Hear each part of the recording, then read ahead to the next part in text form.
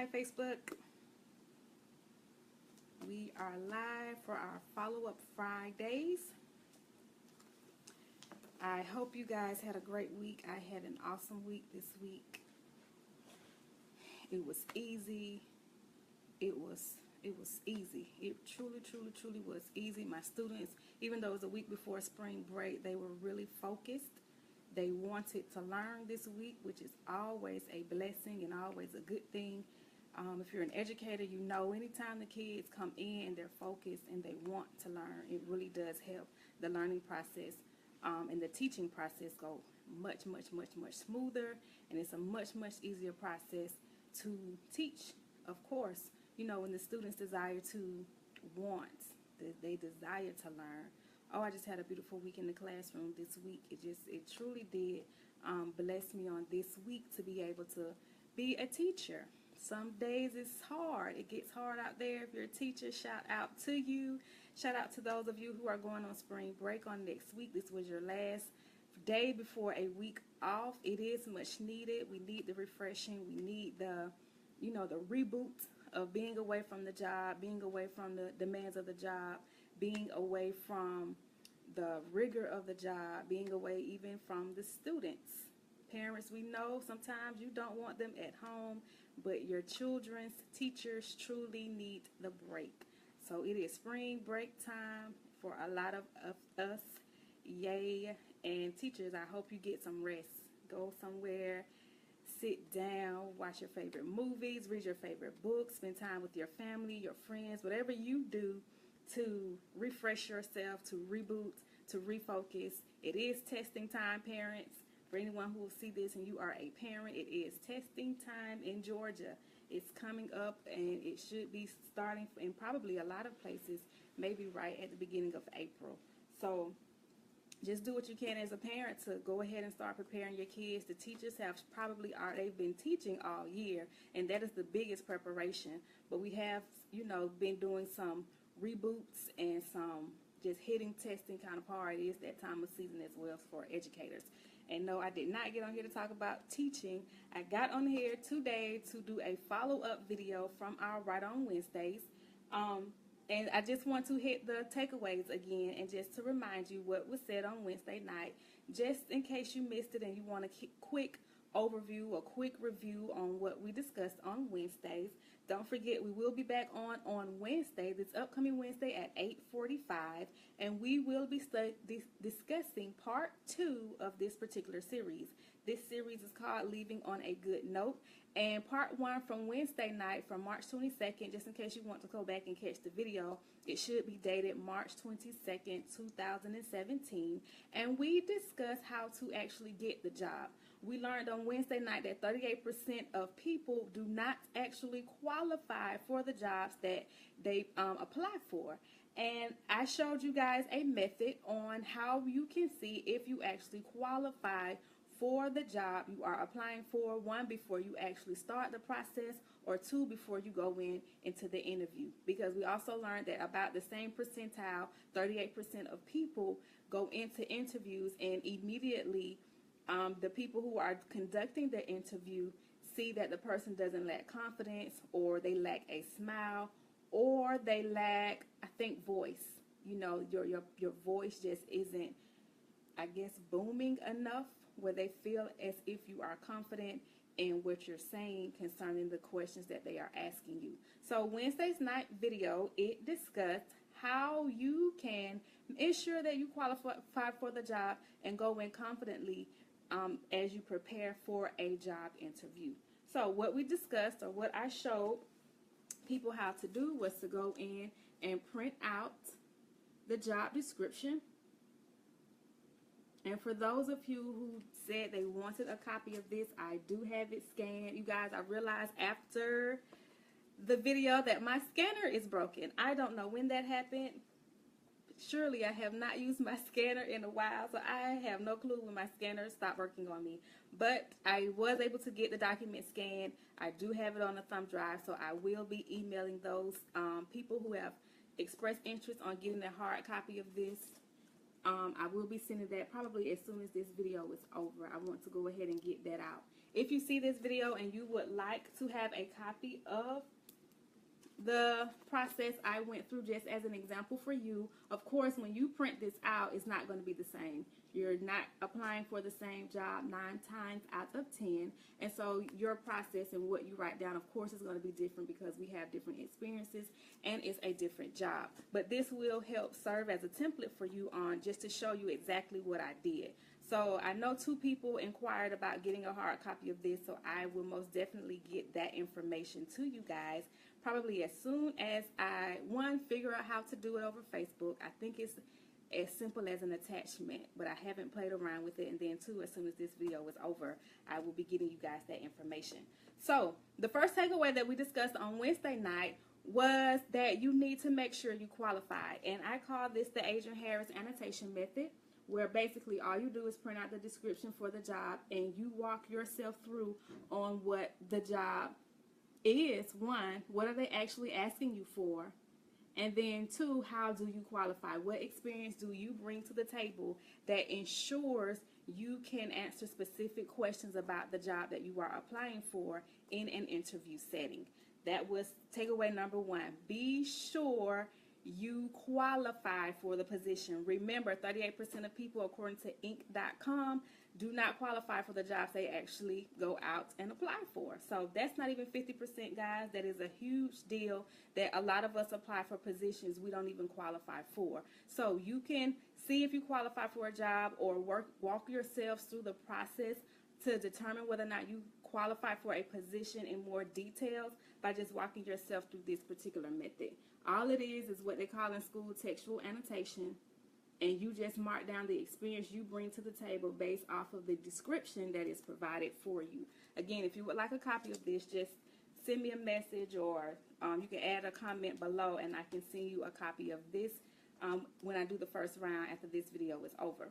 Takeaway number 2 was make sure that you are not afraid. Don't go in as a scaredy cat. Remember, I shared with you guys on Wednesday that I was nervous and I did not share with the guy who interviewed me this portfolio that I created. And so I had to backtrack. I had to go back and share this with him, and it ended up being, you know, like a heads up for them and to them as a it just kind of really reiterated to them my organizational skills. And then when they actually talked to my personal references, this gave the guy like an insight as to what they were actually talking about. So don't be afraid to sell yourself is the actual takeaway from the video. Don't be afraid to sell yourself. This is your time to shine at the job interview. Remember, we also learned on Wednesday that 4 out of 6 people get called into an interview, and out of those 4 out of 6 people, or two-thirds of people, we found out that only 1 is going to get offered the position. You want to be that 1 person who gets offered the position, and going in confidently, 1, by knowing that you qualify for the position, and then 2, going in, 1, without being afraid, and then being able to sell yourself as to why you are the best candidate for the position. And then the last takeaway that we discussed on Wednesday night was to be honest. Guys, I kid you not, after Wednesday night, a teacher friend of mine, shout out to Cadney Parker, he posted on his timeline, like this guy he like almost shot his face off, and the caption was, that's what got my attention, the caption was, this guy, when you don't really qualify for the job you applied for that you actually get. And it was like, the guy was like, did you mean to do that? And he was like, yeah, but you could tell he did not mean to like fire that gun off in his face. Like literally it was almost in his face. And I just thought about the video because we talked about being honest when you go into the job interview, because you don't want to be depending on other people as you're working at your new position to kind of be manning the position for you. You signed up for the interview, you said that you qualify, and then you get hired for the job and you can't do the job, and you're just heavily dependent on other people to actually get the job done for you. We don't want to be those kinds of people. So the last takeaway from Wednesday's night video was that you actually are honest. Remember, I shared with you guys that according to the job description, they wanted somebody who had supervising experience. Well, I have supervising experience. Of course, I supervise kids all day. And I had some club advisory experience. I was a team leader, but supervising to him in this particular role was for me to be able to supervise payroll, tutors, student tutors, and those kinds of supervising skills, which I did not bring to the table. So I was very honest with him about that, and it did not hinder me from actually getting the job. Remember, I shared with you guys this method worked. It worked for me. I did get the position. Today was my last day on my current job, and it wasn't as hard to leave the job, you know, in terms of just it being my last day, having to say goodbye to my current team and coworkers, and of course the students. It wasn't as hard as I thought it was going to be. I did get emotional. Anybody who knows me knows that I am a crybaby, especially with stuff like this. So I did cry at the last little meeting they had for me, just to kind of bid me well and send me off with a card and a gift. And so I did cry for that. But other than that, I was fine. So that is a part of the getting the job process. You are going to have to leave one position, one group of people that you may or may not have worked well with. In my particular case, I really did work well with the team that I was on.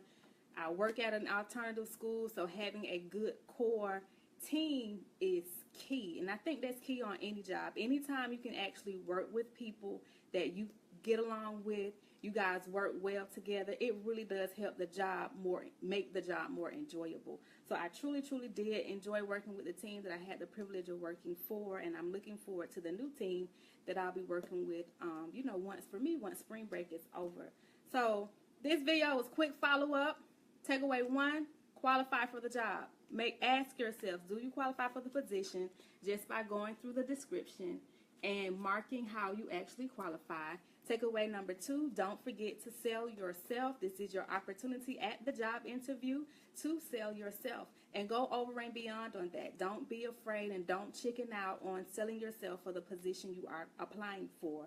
And then takeaway number 3 was to ensure that you are honest. Be sure that you are honest when you go into these jobs and on these job interviews, that you make sure what you say you can do, what the job requires that you do, you are actually able to do it. It will make your life easier on down the road. It may be convenient or seem convenient to, kind of fudge it out a little bit on your application and then again in the interview, but it probably will catch up with you, as you're going to have to ask people, what to do, how to do this, especially if it's basic stuff. Like, it's basic stuff for this particular position where I'm going to be able to design corrective instructional strategies, where if I've never done that before, it may be hard for me to do my job, and eventually it's going to come out. So just be as honest as you can be. Again, it did help me in the job interview to know, hey, I don't have supervising skills as the one you guys are asking for, but I do bring a level of supervision to the position. And I think just being honest probably really spoke volumes, probably more than me being able to say, hey, yeah, I've been a supervisor. I think, he can work with me in that. No, I have never supervised tutors before, but I'm sure it's an easy process. He was able to see how organized I am, and just probably like, hey, it won't take her long to catch on once we teach her how to do it. So that is Follow-Up Fridays. I will be coming on Fridays to do a follow-up with you guys just from the previous week's video, or the previous Wednesday's videos, because I will be on every Wednesday at about 8:45 to do a Write on Wednesday. On next week, we will be discussing the letter of resignation and how to actually write a letter of resignation. What should you put in a letter of resignation? What should you not put in a letter of resignation? Guys, just a heads up, it is not the time to go off on your boss and spill all your woes in the letter of resignation. And then the week following that, we will discuss what to do once you actually get on the new job. And all of these topics in this particular series and everything that I do on Wednesdays and Fridays. And then we're going to do a writing couch at the end of the month on Friday, where we recap everything we've discussed for that particular month. So look for that. The last series, what to do when you get on the job, and how does writing play a part in that? Who knew that if we just sat down and annotated to see if we qualified, which is nothing, it's a writing skill, a writing process rather, that it would probably help boost us and boost our confidence, most importantly, and boost our ability to see ourselves as a possible potential interview, or a company will see us.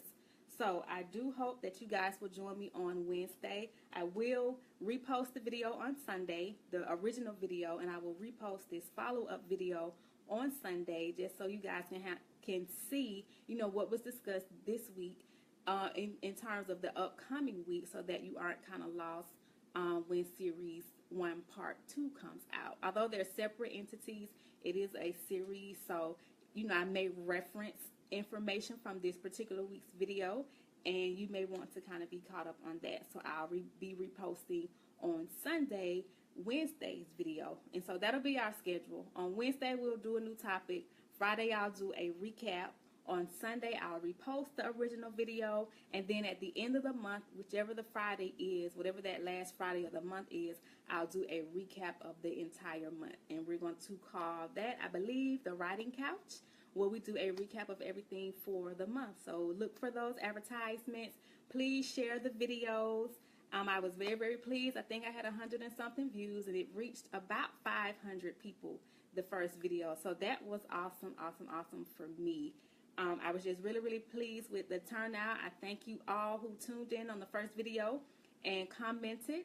And for those of you who asked for the handout, please look for it. It should be in your inbox in about 10 to 15 minutes. Hopefully it won't take me that long to figure out how to send it to you guys. Hopefully it's just as simple as an attachment. But it should be to you guys shortly. I do want to get that out. Thank you so much for tuning in. You guys, I hope you had a great week, and I hope you enjoy your weekend. Please tell somebody who tell somebody who tell somebody else about Right On Consulting Agency. And what else? The Agent Harris method, strategies you can use. Thank you. Have a great weekend. Bye.